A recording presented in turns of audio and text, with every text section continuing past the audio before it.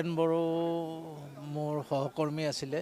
মোতকৈ এবছৰ পিছত তেওঁ চাকৰিত জইন কৰিছিলে ৰিজাৰ্ভ বেংকৰ। অতি সহজ সৰল মানুহ আৰু অতি চিধা চাধা, আৰু আটাইতকৈ ডাঙৰ কথা আছিল তেওঁৰ নেতৃত্ব দিব পৰা গুণটো। তেওঁ যিকোনো সমস্যা, যিকোনো কথা হ'লে ৰিজাৰ্ভ বেংকৰ, তেওঁক আমি দেখা পাইছিলোঁ যে তেওঁ সমস্যাবিলাক এৰাই নুফুৰে বা তেওঁ আওকাণ কৰি পেলাই গুচি নাযায়। তেওঁ সেই সমস্যাটো সমাধান কৰাৰ ক্ষেত্ৰতহে তেওঁ সদায় আগভাগ লয়।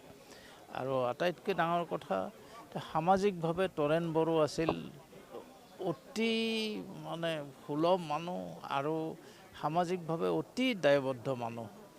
যিকোনো সামাজিক সমস্যাত তৰেণ বড়োক সদায় আগস্থান লোৱা আমি দেখা পাইছিলোঁ।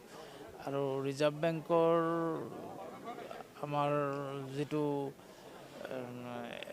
ৱৰ্কাৰ্ছ এছ'চিয়েশ্যন আছে, ইউনিয়ন আছে, তাৰপিছত ৰিটায়াৰ্ড ৱৰ্কাৰ্ছ এছ'চিয়েশ্যন আছে, এই আটাইবিলাকতে তৰেণ বড়ো আছিল অতি সক্ৰিয় সদস্য।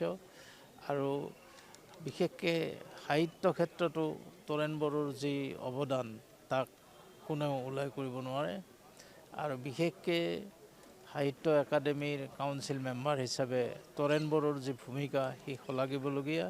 আৰু প্ৰত্যেকেই স্বীকাৰ কৰে যে তৰেণ বড়ো যেতিয়াৰ পৰা সদস্য হৈছে তেতিয়াৰ পৰাই বড়ো সাহিত্যৰ উপযুক্তজনে সদায় বড়ো ভাষাত সাহিত্য একাডেমীৰ পুৰস্কাৰ লাভ কৰিবলৈ সক্ষম হৈছে। আৰু তেওঁ নিজাববীয়াকৈ যিখিনি সাহিত্য চৰ্চা কৰিছে সেই আটাইবিলাক অতি উৎকৃষ্ট মানৰ। আৰু আমি তৰেণ বড়োৰ বিয়োগত এজন সামাজিক দায়বদ্ধ নেতা আমি হেৰুৱাইছোঁ, এজন সাহিত্যিক হেৰুৱাইছোঁ। তৰেণ বড়োৰ পৰা আমি বহুত পাবলগীয়া আছিল, কিন্তু অকালতে তেওঁ মৃত্যুবৰণ কৰাত তাৰ পৰা আমি বঞ্চিত হ'লোঁ।